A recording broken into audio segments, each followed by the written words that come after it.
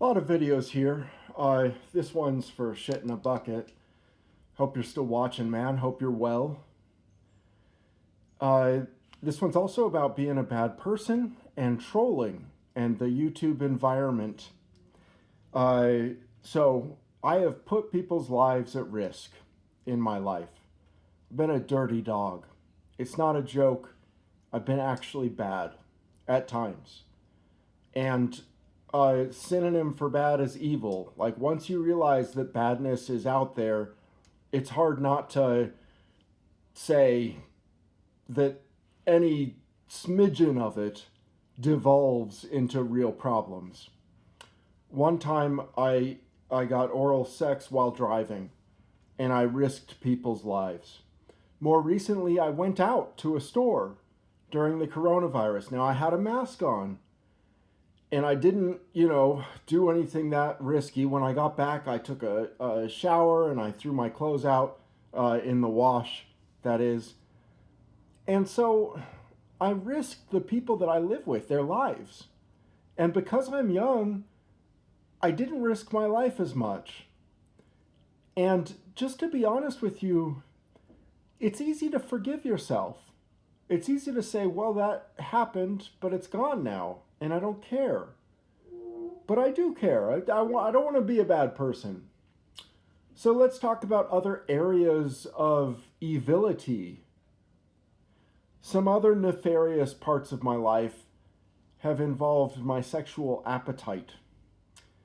One of my first responses to the Me Too movement was a joke. I said the You Too movement, where I go and I sexually harass you. It was meant as a joke, but so were other things that I did. When I worked in the corporate world, one guy named Monty was being exhibited as an example of how to redirect calls in the industry that I was working in. And I was helping people quit smoking over the phone. And so he's there and he's trying to show us how to redirect calls. Everybody gets to do it.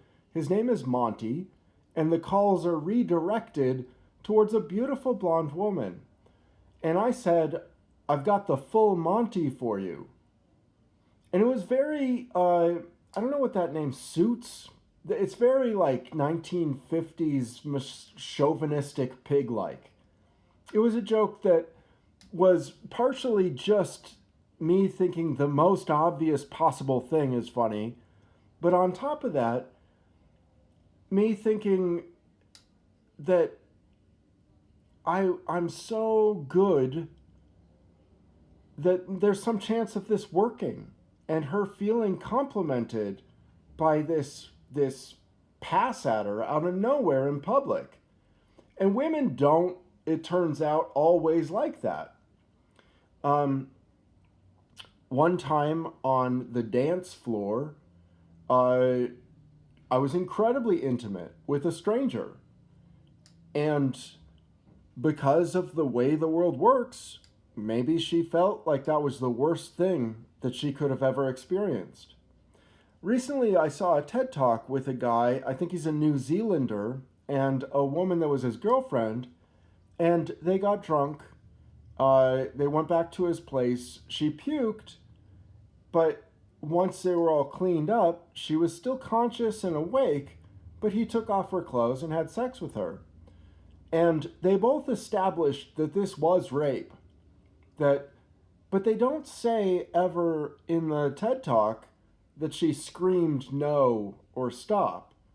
She doesn't have that there. And so this is why it's for shit in a bucket, because your rooster rapes other birds. And we're not that different from animals, but we are, aren't we? And isn't there a certain level at which we look at that rooster and go, what point are you? You should make my next wings and drumsticks. Like, you shouldn't be allowed to just rape whatever bird is within your purview. But there's another part of you that just says, that rooster rapes birds. Birds are just animals. They can't have that suffering, And so why take it seriously? And that's the problem with the Me Too movement exposes, is that of course women can suffer just like anybody else can. And so that mental suffering is because of the hypersexuality of the Western male. And it's actually a thing that men suffer from. I don't believe this is all walks in the park. It's a very lonely existence to prioritize sex above other things. Incel communities come out of this. Anyway, I risked people's lives yesterday, or today, and I went out and I bought groceries because I needed a snack. I wanted a snack. And I put our lives at risk against the policy of the place that I live in. And I've apologized to the director, but I kind of knew I would get away with it. And that's where true evil lies, where you're aware that you're evil, but you acquiesce to it anyway, and you throw cares to the wind. And I'm not special enough to have a solution for that. It's a real problem. Good people, well, people aware of what is good can choose differently. And there's no God, there's no sin, there's no heaven or hell. These choices create an earthly environment. And the sum total, it create an awful, patriarchal often, but more than anything, just money-centric, oligarchic environment where people are drowned out by the wants of money and the whim of power.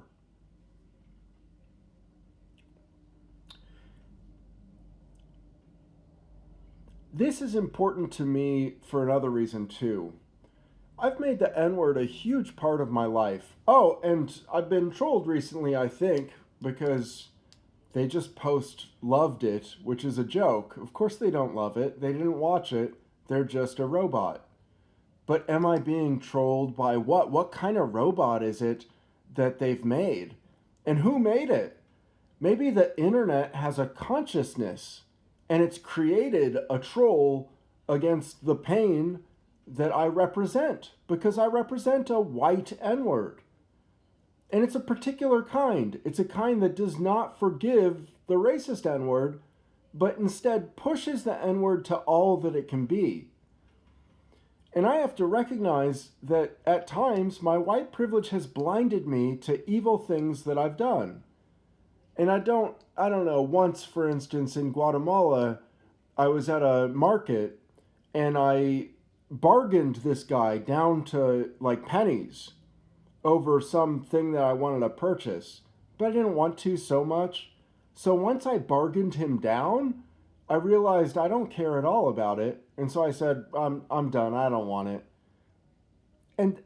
But you understand, if it was me now today, I would never tease a businessman with what he wants to the point of abject despair and poverty.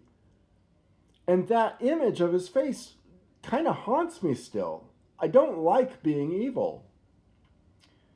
But I've definitely been dubbed evil, and I work on it. But I also work on forgiving myself, and it's not hard for me to do. And so some of that evil remains. And I can't guarantee I won't risk people's lives again before this crisis is over. I'm going to try not to. But if I want a snack bad enough, I might actually put people at risk.